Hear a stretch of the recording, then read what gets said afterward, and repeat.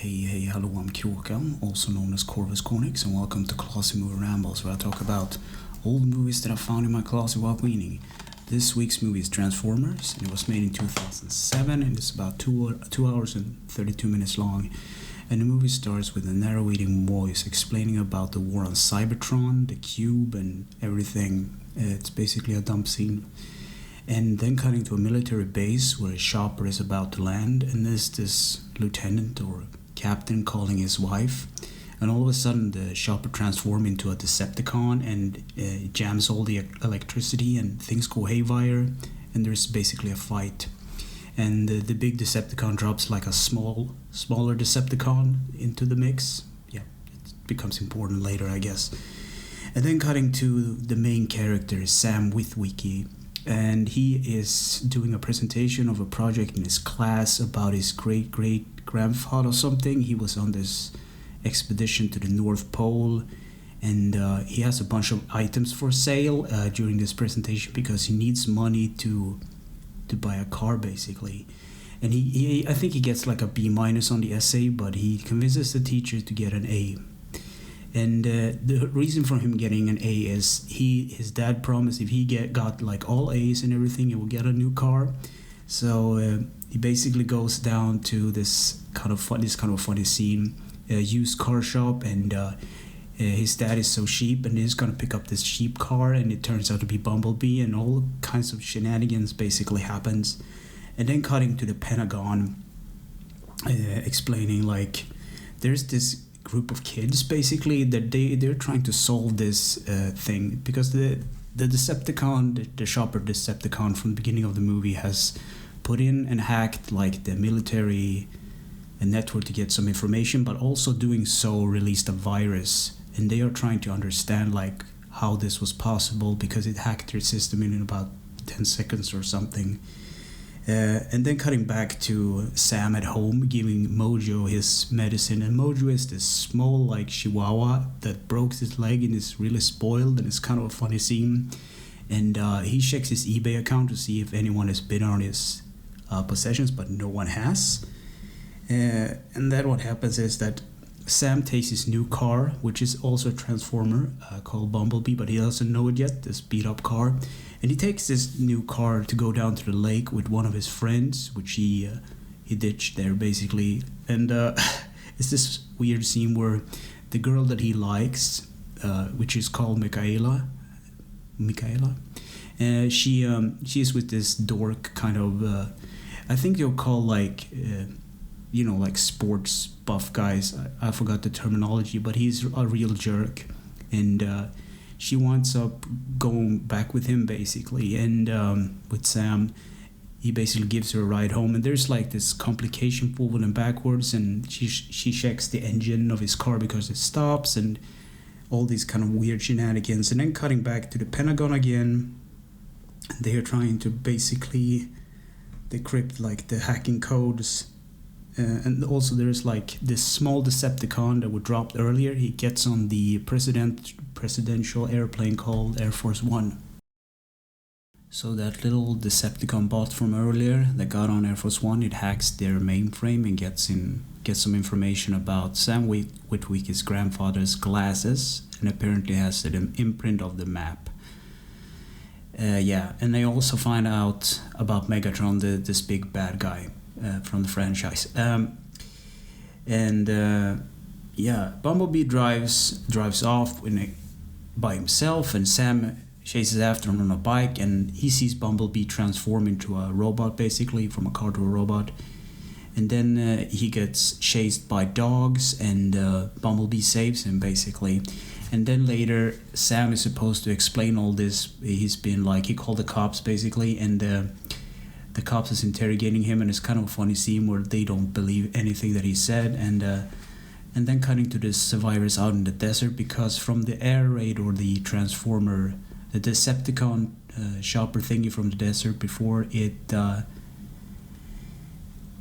basically there were survivors left, and they are out in the middle of the desert, and they get attacked by the same thing again, I guess, or another type of Transformer.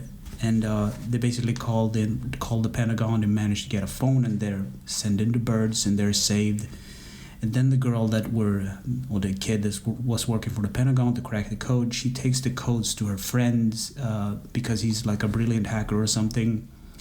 And after they just touch that thumb drive into the PC, the FBI storms the building, and it's kind of a funny scene. One of the guy gets tackled into the pool, and then later Bumblebee returns in his car form, and he gets chased. Sam gets chased on bike, and he gets stopped by a Decepticon, and Decepticon asks for the glasses because he realized who Sam is. And Bumblebee and the Decepticon fight, and there's basically this fight between the Decepticon and this little bot also kind of fights, and it's kind of a jumble mess about action. It's basically a big action scene.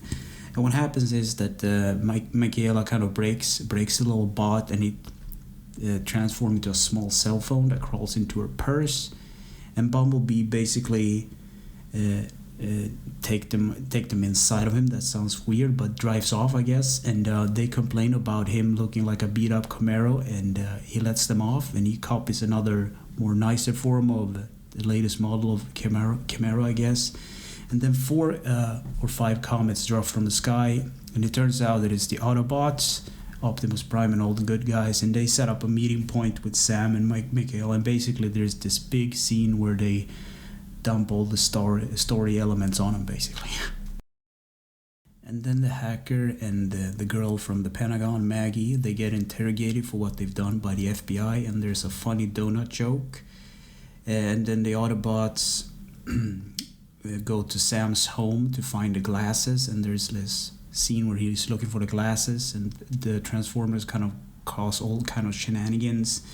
And then Michaela helps Sam look for the glasses, and then due to all the ruckus, the mom and dad gets into the room, and there's this funny scene where Sam has never brought home a girl, so they think that they're dating, and what happens is that Sector 7 intervenes, and Sector 7 is like this, they have been investigating the Transformers for a very long time, and it's like a shadowy part of the government, and they basically arrest the guys and put them in a car, and Optimus Prime kind of gets to stop the car, and he tears up the roof, and then there is like this scene where Optimus gets the glasses, and Bumblebee gets captured by the Sector 7 guys, and there's this scene where like the virus is spreading on into the other systems, so the Secretary of Defense talks to Maggie and the hacker for advice on how to fix this, and they basically recruit the Sector 7 basically talks to the Secretary of Defense, and they all ride down to the Hoover Dam, because there is where they kept the Megatron and the cube and everything. And while this is happening, the little Decepticon bot that was disguised as a cell phone calls in the other bad guys, basically, and the place basically gets attacked, and Megatron is on defrost. Basically, he has been in like storage like freeze. He basically wakes up, and the Sam basically make them release Bumblebee so they can get out of there, and Bumblebee shrinks down the cube because it's like a football field of large metal and stuff, like a cube, and he shrinks this down to like a cube, what do you call it, like a Rubik's cube, like a, can keep it in his palm, and they get into Bumblebee and they rush out of there, and there's a car chase basically. So Maggie and the Sector 7 guy and the Secretary of Defense finds out a way to send a message to the US military so they can call in the birds. And then the Autobots arrive in the city, and Starscream attacked him, this other kind of Decepticon. He's famous from the toy lines in the animated series, I guess. And then in the battle, Bumblebee loses his legs, so he can't walk, so he's been put on a truck so he can be driven around, and Sam needs to get to the extraction point with the cube so that it can be put into safe hands, so it's not in the direct line of fire. So Optimus arrives and Megatron arrives, and there is this big fight, and Megatron chases Sam up this building where it's like a skyscraper where he's supposed to give the cube to like a shopper or something. And Michaela drives around B on this truck or this pickup tow truck thingy, and he fires with his blaster. And when Sam reaches the roof of the building, Megatron kind of attacks him, and Optimus Prime saves him, and they slam down into the ground. And Sam just puts the cube into Megatron's chest and it destroys him basically because it's joined with its Allspark, which is part of this thing in his chest that keeps him alive, and it basically kills him. And then the birds, the airship, engage Starscream, and then what happens is that's the end of the day, and they basically save the situation. So Bumblebee gets his legs fixed, and he stays as a guardian with Michaela and Sam, and the Autobots leave, and Optimus Prime says like this famous line, and he also picks up a little bit of the cube that was left from the whole incident with Megatron. And it's like this funny scene at the end of the movie when the credits start to roll, where Sam's mom and dad is trying to explain to the camera crew, like they're making an interview, explaining like, well, the government doesn't lie, and the first one who will tell the truth is actually the government, right? And this kind of this funny scene. But that's the end of the movie. So what do I think about this movie? Well, it's one of those movies. When it came out, it was kind of revolutionary back in 2007, and as a kid I really liked the Transformers cartoons and toys, and it was part of my upbringing. I mean, liking like explosions and cool toys that can transform from robots to machines. What's not to like? But the thing about this movie is that it's a little bit too long and it drags a bit. I've summarized, kind of condensed the story down as much as I could into like 4 pages of like keywords, but the story drags, man, and I don't know if you want to sit like 2.5 hours just to watch this movie. So I can't really recommend this movie. I mean, it isn't really that good in my opinion. So anyway, thanks for listening and or watching, and take care.